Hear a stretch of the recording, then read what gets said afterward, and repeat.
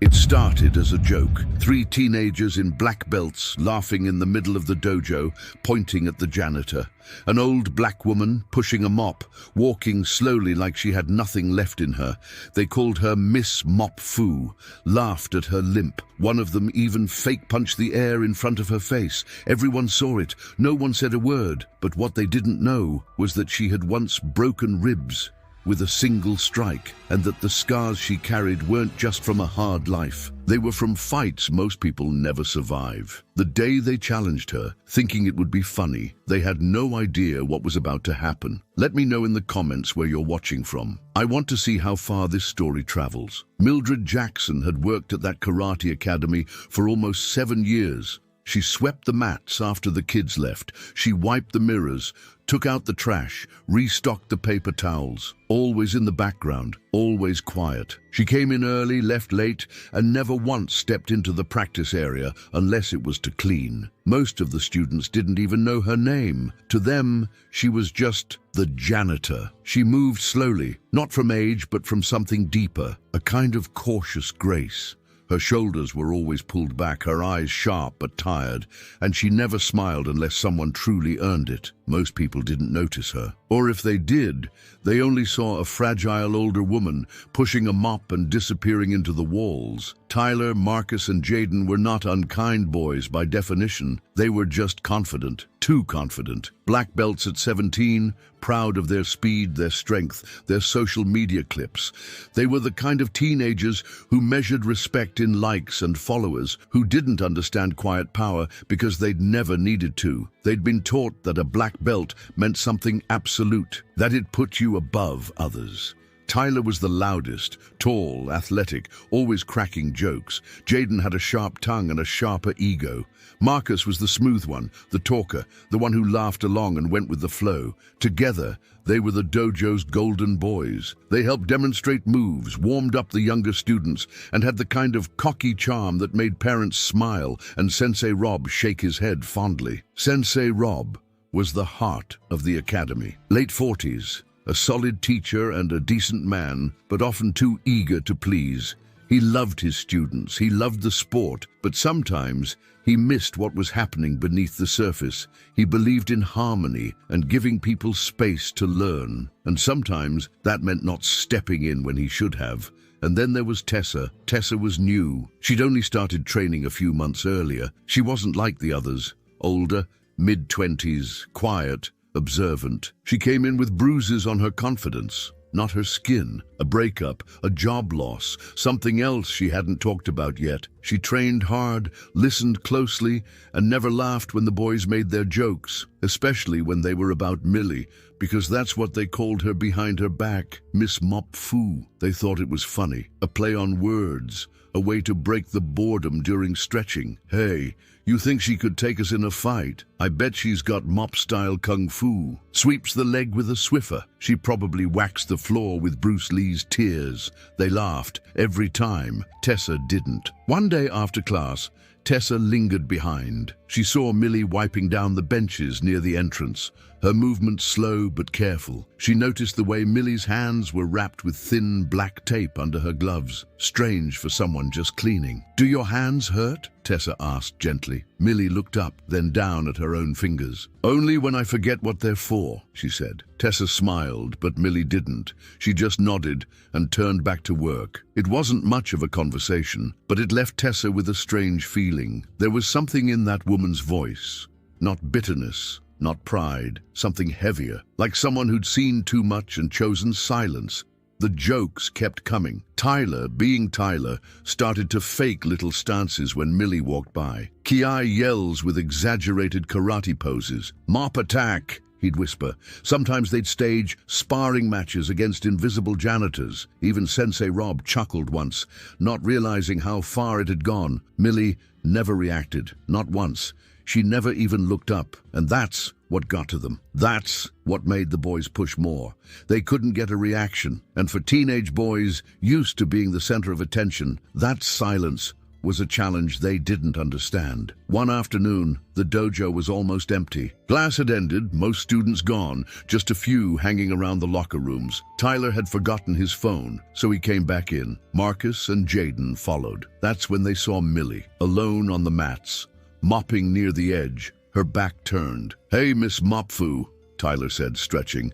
"You ever trained before? I bet you got some mad janitor skills." She didn't turn. He grinned, walked over, and threw a slow, fake punch in the air, maybe 2 feet from her shoulder. "Hi-ya!" In that moment, his foot caught the edge of the wet mop bucket. It tipped. Water splashed across the mat. Millie finally looked at him, not angry, not even surprised, just disappointed. "You need to learn control," she said, her voice low. Tyler laughed nervously. "You gonna teach me, Miss Mopfu?" She said nothing, just stared at him with eyes that didn't blink. Marcus stepped in, hands raised. "We're just messing around. Don't get all weird." But she wasn't weird. She was still. Like something was waiting inside her, something they couldn't name. Tessa came out of the locker room right then and saw the scene. The mop water, the boys grinning, Millie standing soaked in silence. She didn't say anything either. She just watched. And in that moment, for the first time, Tyler felt it. A chill, not from the water, from the way Millie's eyes met his.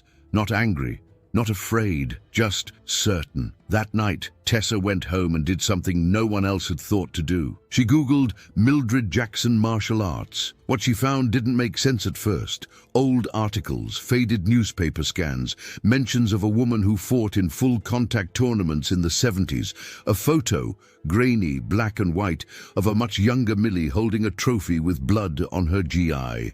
A quote, "She doesn't fight for points, she fights to survive." Tessa sat back in her chair and stared at the screen. The janitor, the quiet woman who mopped the floors and never spoke back. She had once been a fighter, a real one, and now 3 boys were about to push too far, but none of them knew that yet. And Millie, she wasn't going to say anything. She never did. She just waited. And sometimes that's more terrifying than any threat. The first chapter ends here, where everyone still thinks they know who's who. But that's the thing about respect.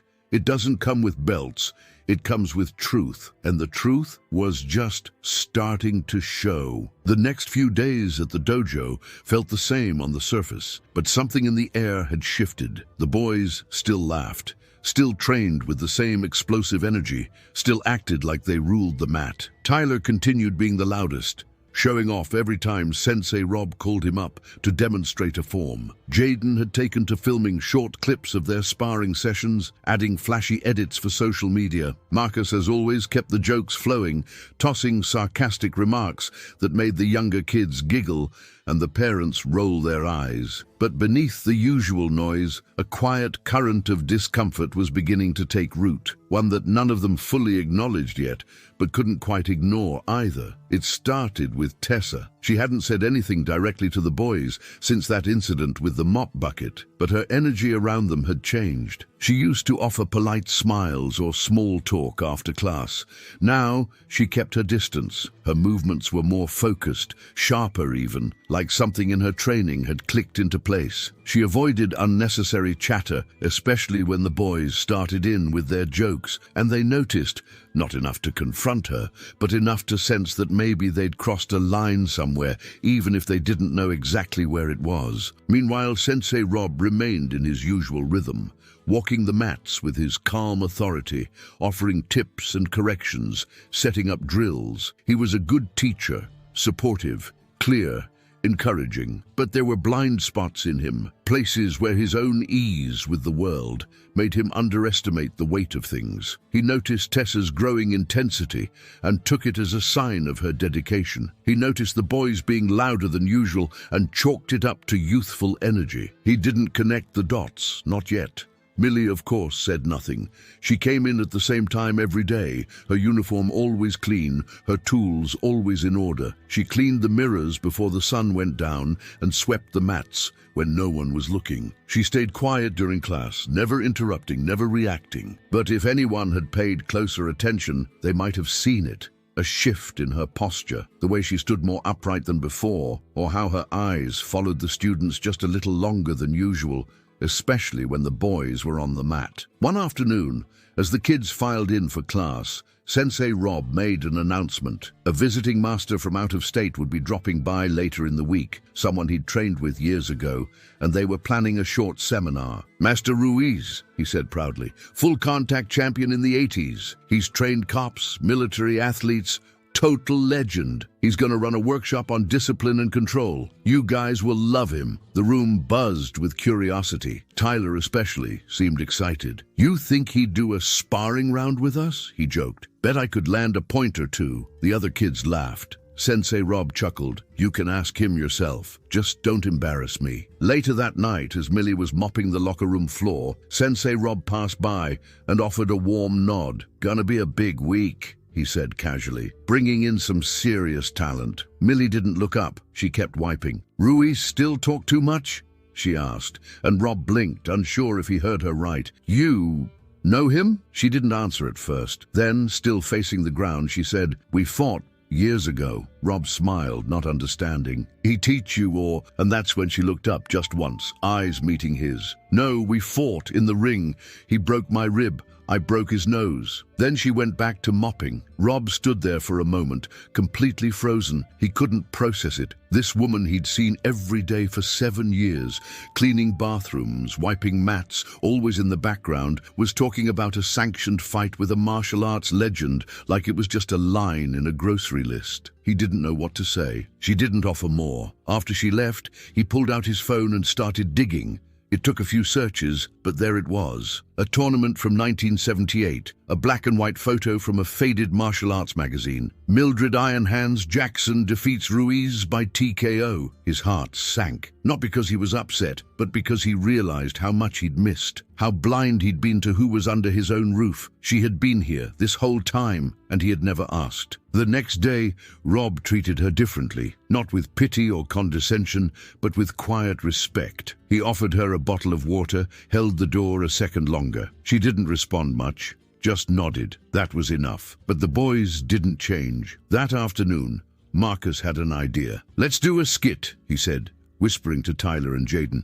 "We dress up like janitors, do a mock fight. Mop Fu Master versus Dojo Kings. We put it on TikTok, get a few laughs, maybe even go viral." Tyler loved it. Jaden was hesitant, but he went along as usual. They filmed a short clip during break, wore oversized cleaning gloves, carried brooms like swords, shouted fake karate cries while pretending to slip on imaginary mop water. They added slow motion and sound effects. Uploaded it under a burner account. It got a few dozen likes within hours. What they didn't realize was that one of the younger students had seen them film it and told their parents. And that parent worked nights at the community center with Tessa. Tessa saw the video the next morning. She didn't say anything. She didn't yell. She didn't report them. Instead, after class, she walked straight up to Millie, alone in the equipment room, and asked, "Why do you let them do it?" Millie was cleaning hand pads, her hands moving rhythmically. "Do what?" she asked calmly. Tessa's voice cracked just a little. "Mock you, disrespect you, treat you like a joke." "Why do you never say anything?" Millie paused, her hand still holding the same pad. "Because what I say wouldn't change what they see. Not yet." Tessa stepped closer. "But you could show them." Millie shook her head. "That's not my job." Then she turned and looked at Tessa with something more serious. "You don't change people by humiliating them. You wait for the moment they humiliate themselves. That's when the learning starts." Tessa didn't respond, but she understood. A few days later, Master Ruiz arrived. He was older now, white-haired, thick frame, still moving with purpose. The dojo welcomed him like a returning hero. There was applause, photos, stories from Sensei Rob. The kids watched in awe. During the workshop, Ruiz demonstrated drills, spoke about discipline, inner strength, the dangers of arrogance. He emphasized control, the kind of control that comes when you stop needing to prove yourself, the kind that comes with pain, humility, and time. During a break, he sat beside Millie on the bench.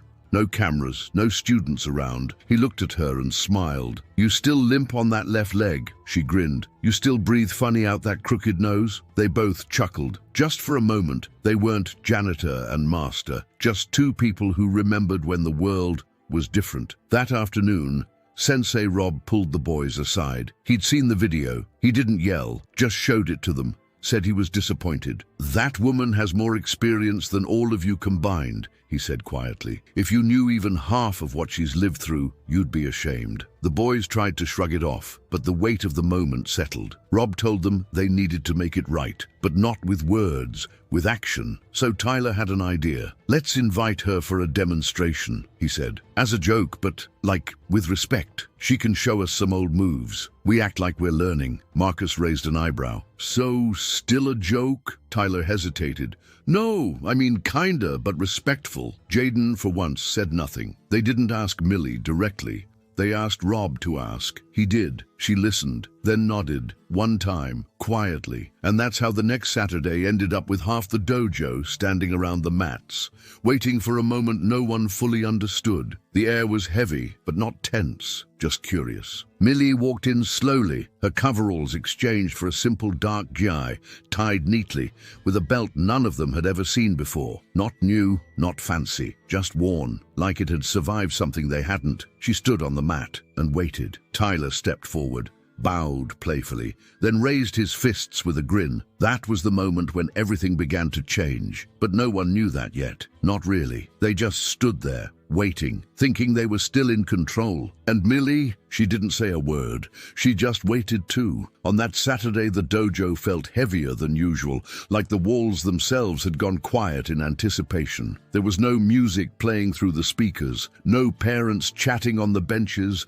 no bursts of laughter from the locker room. Just the thick silence of something about to happen that no one really understood. Most of the students were standing off to the side of the mat, some sitting cross-legged, others pacing near the edges, whispering among themselves. Even the younger kids, who normally couldn't sit still for more than a few minutes, seemed unusually calm. They watched with wide eyes as Mildred Jackson, the woman they had walked past 100 times without really seeing, stood quietly at the center of the floor, her posture upright, her hands loose at her sides. She wasn't wearing her usual janitor uniform. That alone had made a few people pause when she walked in. The dark GI she wore looked like it hadn't been used in years, maybe decades, but it was clean, pressed, and fit her like it had always belonged to her. The belt was the same color as the night sky, faded and cracked at the edges, tied with the kind of knot that doesn't come from YouTube tutorials or weekend seminars. It was tied by someone who had earned every inch of it, through more pain than most people could imagine. She didn't look around. She didn't smile. She just stood there. Tyler was the first to step onto the mat. He bowed, casually, almost playfully, still trying to carry the old energy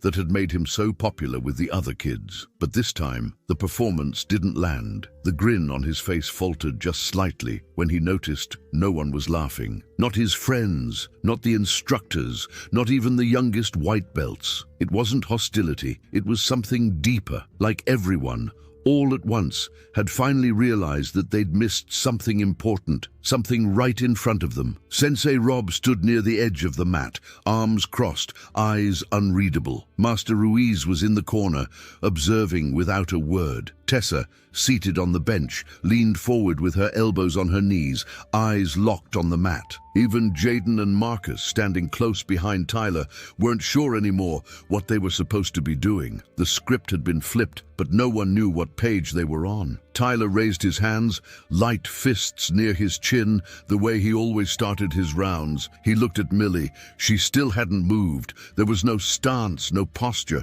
just stillness. It wasn't arrogance, it was clarity, like someone who had no more questions left in her life. "Okay," Tyler muttered, mostly to himself, then lunged forward with a slow, clear jab. It wasn't fast. It wasn't meant to hit. It was a warm-up gesture, a test. But before his arm had fully extended, he found himself face down on the mat. It happened so quickly, most people didn't understand what they had just seen. No exaggerated motion, no flashy counter. Just a soft shift in Millie's weight, a movement of her shoulder, and Tyler was flat. His legs swept out from under him, the impact echoing through the quiet room. The silence stretched. Tyler lay still for a second longer than he needed to, stunned more by the surprise than the pain. When he got up, his cheeks were red, not from embarrassment, but from confusion. He looked at her like he had never seen her before, because he hadn't. He laughed, just once, trying to cover the nerves. "All right, you got me," he said, brushing his gi pants. "Lucky shot." This time he moved faster, a low kick meant to test distance, a spin just for flair, and again he was on the floor, not violently, not with force, just taken down, clean and controlled. No wasted energy, no sound, just the soft thud of his body meeting the mat. There were no cheers, no jeering, just that same thick silence, growing deeper by the second. Marcus stepped forward now, maybe thinking it was a good time to break the tension. "Let's make it a 2-on-1, he said with a grin. It wasn't cruel, not quite. Just another teenage boy trying to recover control of something he didn't fully understand. Rob opened his mouth to speak, but Millie nodded once before he could say anything. The two boys circled her. They weren't coordinated, just moving on instinct. Jaden hesitated at the edge of the mat, unsure if he should join or just watch. He stayed back, arms crossed, not sure if what he was witnessing was still a joke or something else entirely. Tyler and Marcus lunged at once, and then they were both down. This time, it was louder. Tyler hit the mat harder than before, a puff of breath escaping him as he landed. Marcus didn't even know how it happened.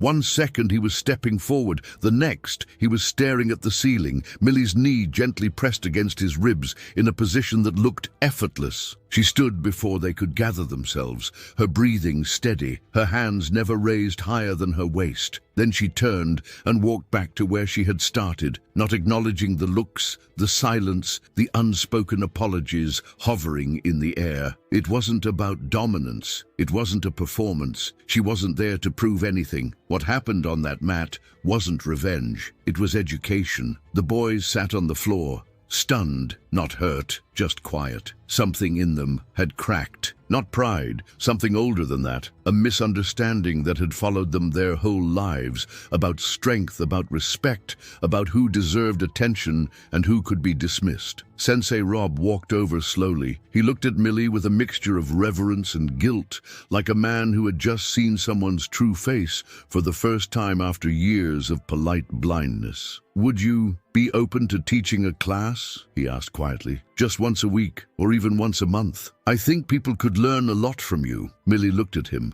her face soft but unreadable. "I didn't come here to teach," she said. Then she paused. "But maybe they came here to learn." The next week, something changed in the atmosphere of the dojo. It wasn't announced, but it was felt. The students started arriving a little earlier. They bowed a little lower. They stopped talking over one another. Even the parents noticed the difference. Something quieter, more grounded. Tyler, Marcus, and Jaden started training with different energy. It wasn't shame, it wasn't fear, it was awareness. They still joked around, but less at the expense of others. They offered to clean the mats after class without being asked. They started helping the younger students more, with genuine patience. Tessa kept to her training, but started staying after class to stretch longer, sometimes just watching Millie sweep or wipe down the equipment in the back. Every now and then, she asked questions, not about techniques, but about things like fear, balance, what it meant to win without violence. One afternoon, Jaden approached Millie during cleanup and offered to carry a bin of gear for her. She looked at him for a moment and nodded. They didn't speak much, but after he set the bin down, he said, "I didn't know about what you'd done, who you were," she responded simply. "Most people never ask." And he nodded, as if that explained more than he could put into words. At the end of that month, Sensei Rob changed something on the wall. Next to the framed certificates and competition photos, he placed an old picture, one he'd printed after searching late one night. It was that grainy photo of Millie from the 70s, standing with her broken knuckles raised and a trophy in her hand, eyes unreadable even then. He didn't make a big speech, he didn't point it out, but people saw it. And those who didn't know started asking. Millie didn't want ceremonies. She never even acknowledged the photo. She just kept working, moving, watching. But the students started looking at her differently, not with fear, not with awe, just with respect. The kind that doesn't come from what someone can do, the kind that comes from finally understanding who someone is. In the weeks that followed, the dojo settled into a different rhythm, quieter, more grounded, with a sense of humility that hadn't been there before. No one spoke of the demonstration again, at least not directly, but its weight hung gently in the air, shifting the atmosphere in small but noticeable ways. It was in the way Tyler started tying his belt more slowly, more mindfully, in how Marcus stopped checking his reflection in the mirror before class, in the way Jaden lingered after practice to help organize the gear. These weren't dramatic changes.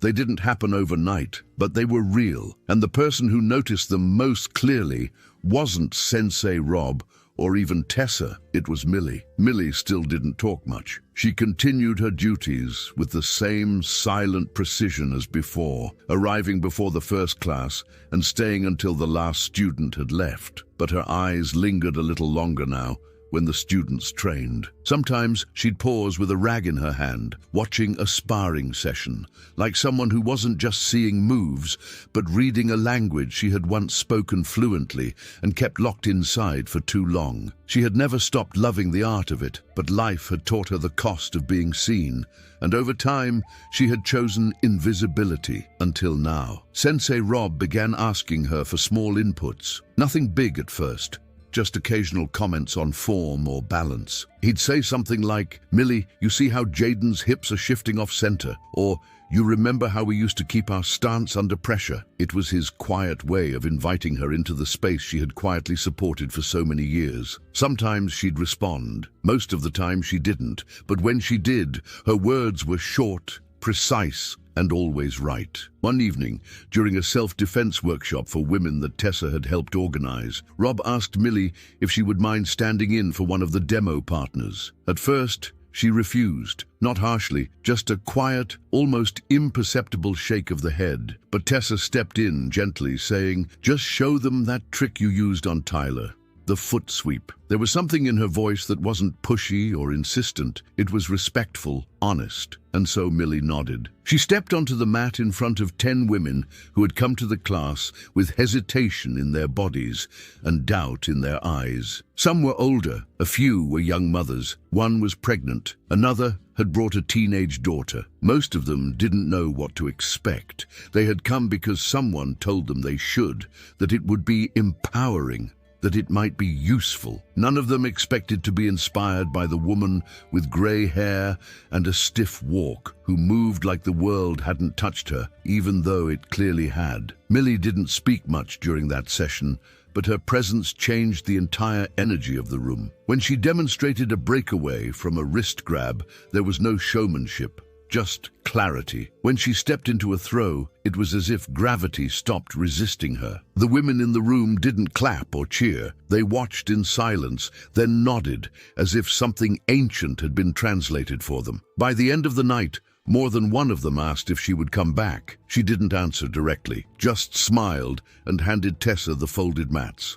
That night, after everyone had gone, Tessa sat outside the dojo, waiting for her rideshare when Millie walked past. Tessa stood and asked softly, "Why did you stop?" Millie paused, hands in her pockets, looking at the cars passing on the street. "I didn't stop," she said. "The world just got loud, and I didn't want to shout to be heard." Tessa nodded slowly. "But you could have kept fighting." Millie looked at her then. "Fighting isn't always the answer. Sometimes surviving is the real victory." What Tessa didn't know, what no one at the dojo knew, was that Millie had left competition after one final match in Detroit, the one that had left her with permanent damage in her left knee. Her opponent had been younger, faster, more aggressive, but Millie had won. Barely. And when she stood holding the trophy, her leg trembling and her knuckles split open, she looked out into the crowd and saw no family, no friends, just empty chairs and unfamiliar faces. That was the night she realized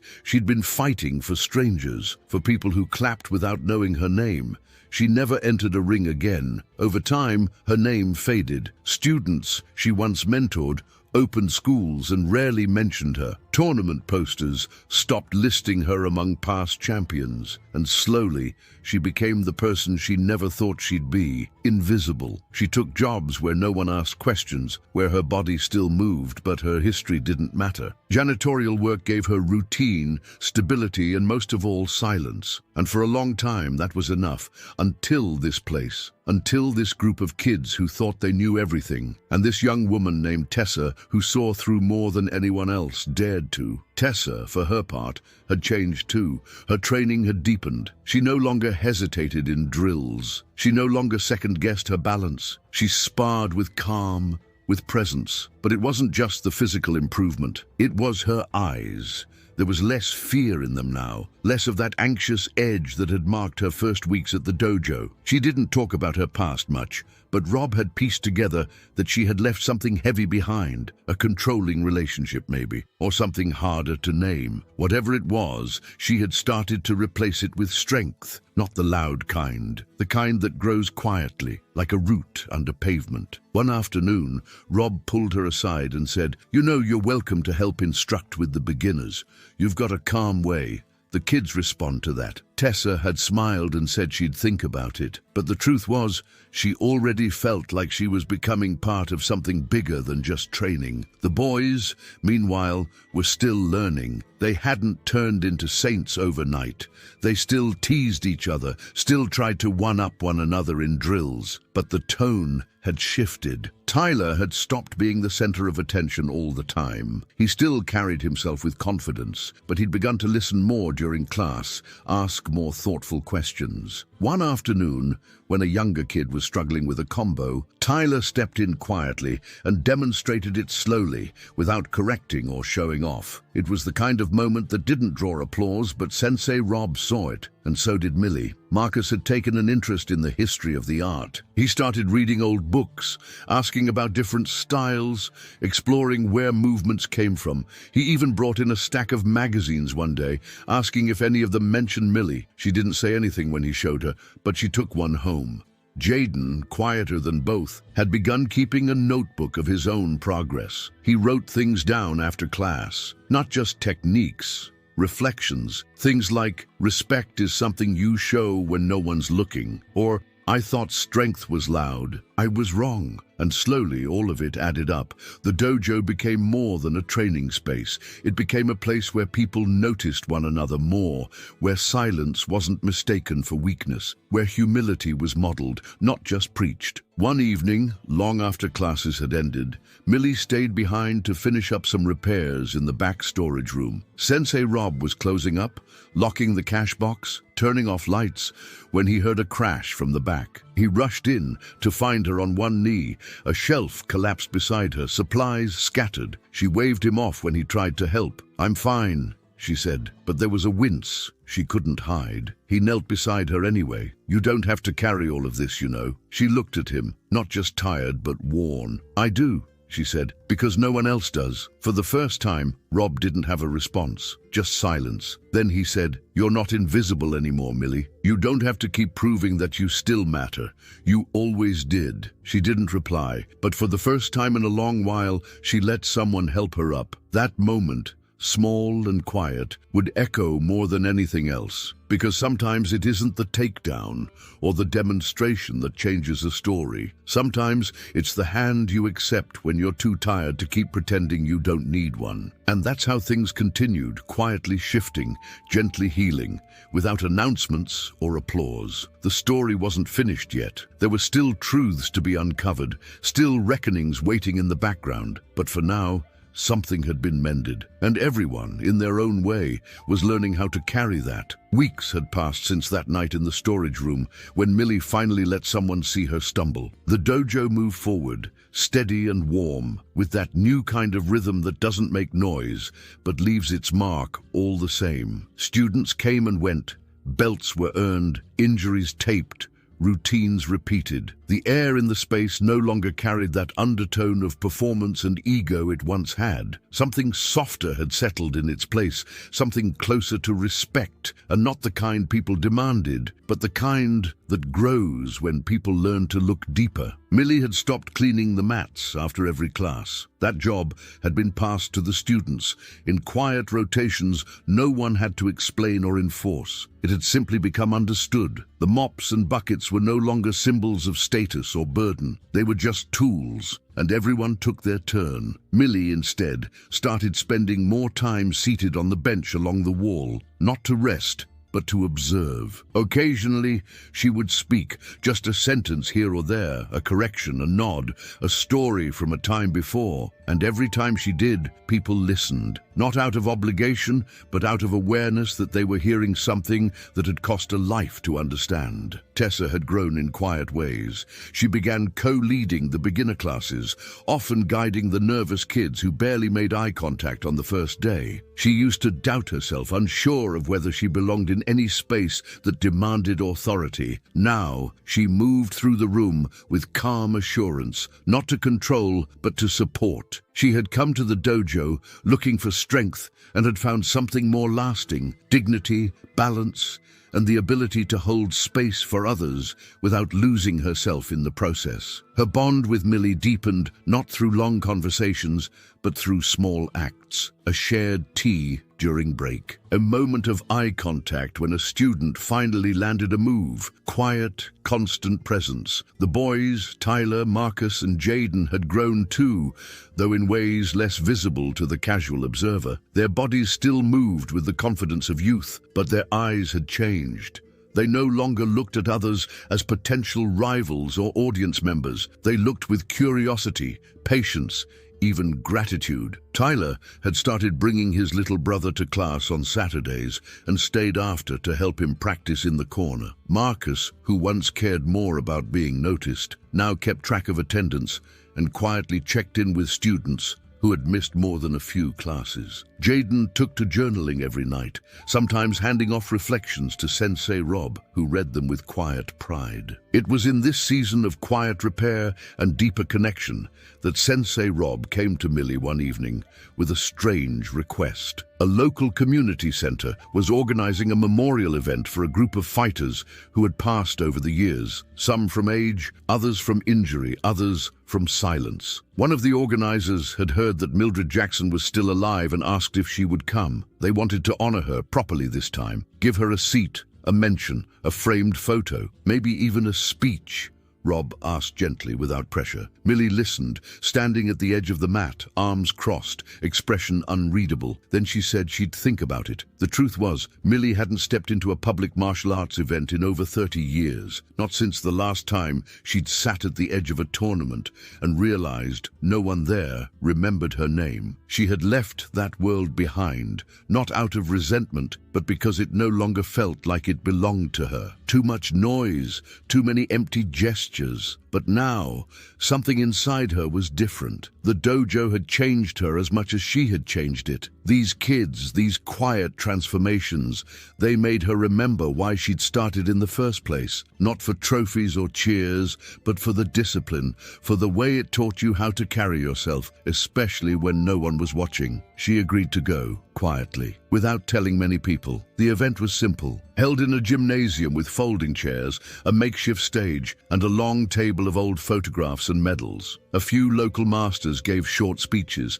sharing memories and stories. There were pictures of fighters who had competed in raw conditions, with no insurance, no fans, just fire in their lungs and survival in their bones. When Millie's name was called, a photo of her younger self lit up on the projector screen, fist raised, eyes fierce, blood on her GI. There was a ripple through the audience, especially the older generation. Some recognized her immediately. Others whispered, unsure, "Is that really her?"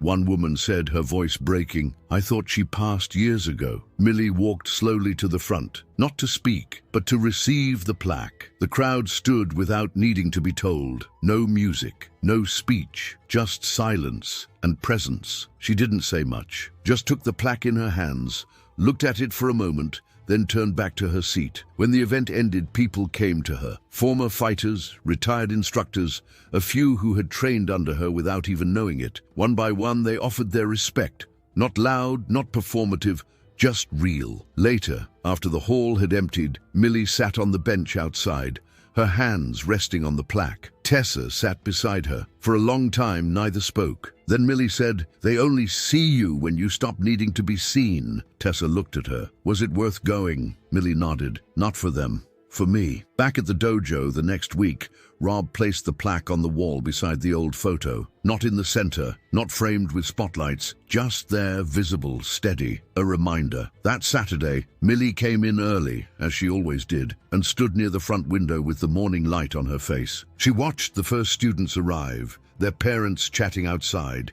kids nervous, bouncing on their heels. One of them, a girl no older than 10, walked up to her and asked, "Are you the lady who beat all the boys?" Millie smiled for the first time in a while, soft and genuine. "No," she said, "I'm the one who taught them something." The girl nodded like that made sense, and it did. The rest of the day moved as usual, classes, drills, stretching, laughter. But underneath it all was the quiet knowledge that something rare had taken place over these past months. Not a scandal, not a spectacle, just a story that had been lived in silence, finally seen. A story about power that doesn't shout, about history that isn't in books, about people who carry truth in their bones but never ask to be thanked for it. Millie stayed until the last mat was rolled up, the last light turned off. As she walked out, Rob held the door open and said, "You changed this place." She looked at him and said, "It was always going to change. I just made sure it didn't forget who helped build it." And then she left, not into the shadows, but into the evening light, walking with the same measured steps she always had, steps that had always carried more than anyone ever realized. If this story moved you, comment with the word janitor, not the loud kind, the kind you carry quietly until someone finally sees it. There's a story here on the screen that will also move you. Press to watch, you won't regret it.